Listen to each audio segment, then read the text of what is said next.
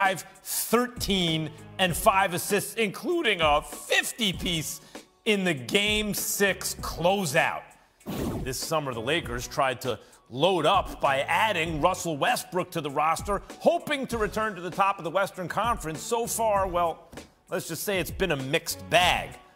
The bigger news was a player who didn't appear for his team this season. Kyrie Irving opted against getting the COVID vaccine. New York's protocols bar him from playing in home games, and Nets management decided not to allow him to play in road games only, though that story got a recent update, so stay tuned. And finally, the season very few saw coming. The Warriors, with Klay Thompson still recovering from an Achilles tear, blazing out to the best record in the league, an early season surprise punctuated by Steph Curry breaking Ray Allen's all-time three-point record.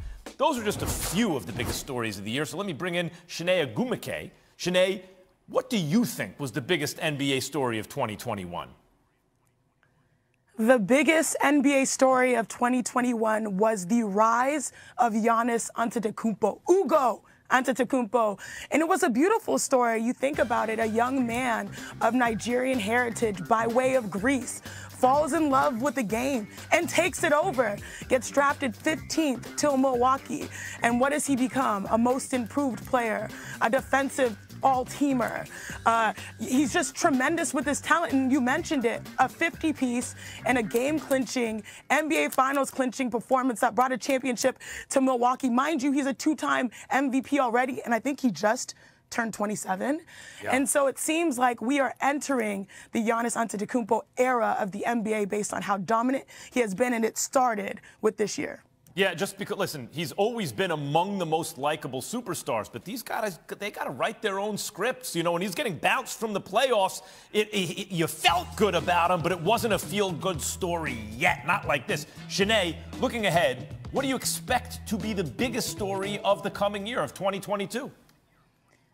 Well, talking about, people's dreams come true by staying loyal, we've also been in the era of super teams as of late, and the Big Three era as well, and Brooklyn is no better example of that. You have Kevin Durant leaving the Warriors dynasty to sort of create his own legacy in Brooklyn. You have Kyrie Irving of fame from Cleveland and LeBron James and that amazing championship run now joining him as point guard.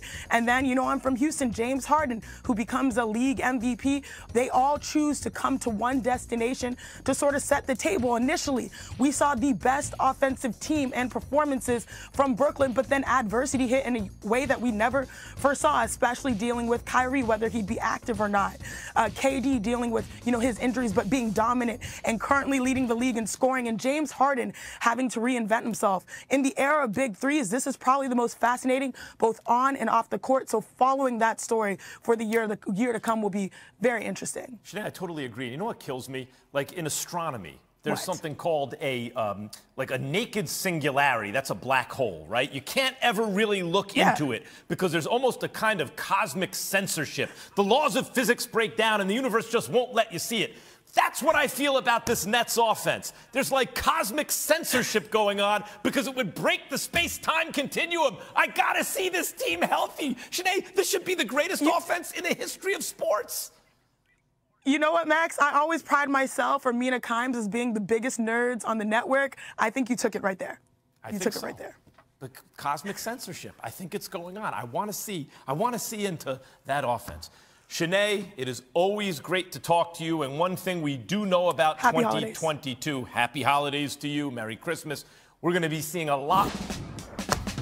The Lakers enter Christmas a game under 500, and that's not good news for them, as no eventual title winner has been under 500 on the holiday in NBA history, aside from last season when the Bucks were 0-1.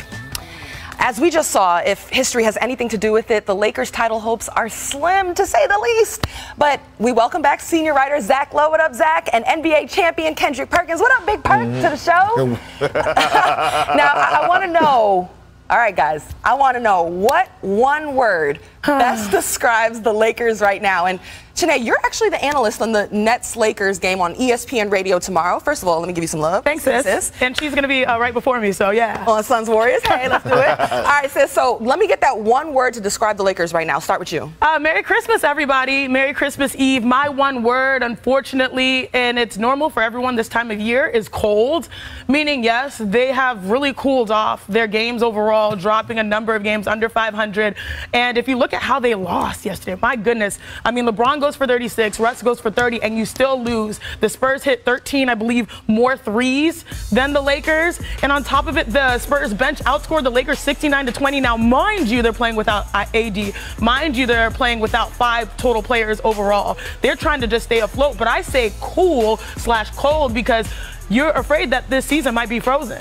Right? Like for the Lakers overall. Like, do you think that they have the capabilities of making the finals? Everyone's now cooled off of the Lakers. Now, they do have potential to heat up if they get healthy, but right now, everyone's cold this holiday. You know what? I call it pathetic. And let me tell you why. Not just because of their performance.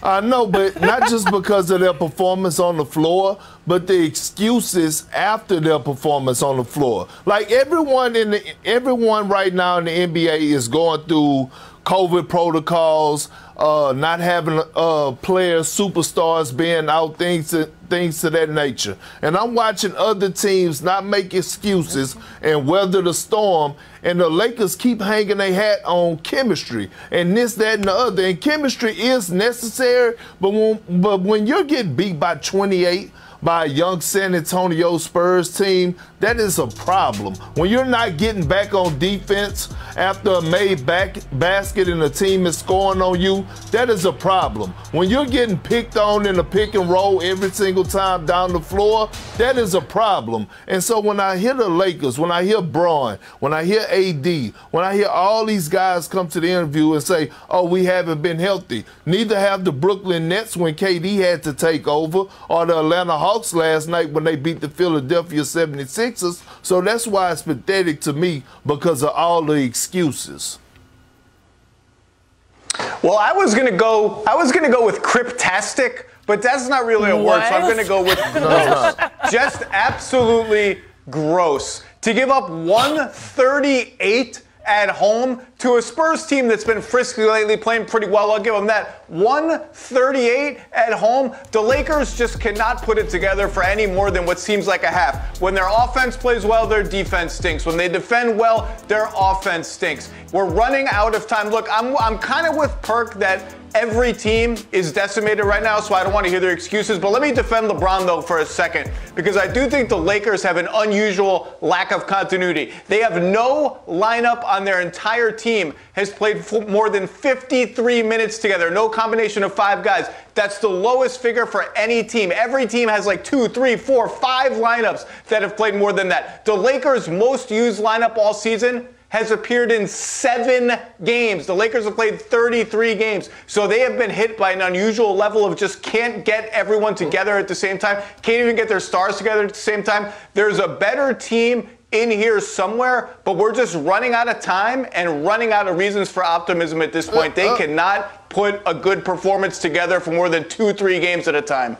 No, Zach, because all this season they have had at least 2 of their superstars on the floor at the same time. So that's not an excuse. And when you look at what KD did, just think about this. Before COVID and he had to go into the protocol, they called up guys from the G League, and he ran off 3 straight games with guys that he never played with, really had no chemistry, and went out there and won games. So you telling me that the Lakers at all time could have Russell Westbrook or LeBron James, or LeBron James and Anthony Davis, or Anthony Davis and Russell Westbrook, and you're telling me we're going to talk about chemistry and that they should be a game under 500 right now? No, I'm not buying that. All right, guys. Well, I might have a word for y'all and the Lakers right now. Maybe hope.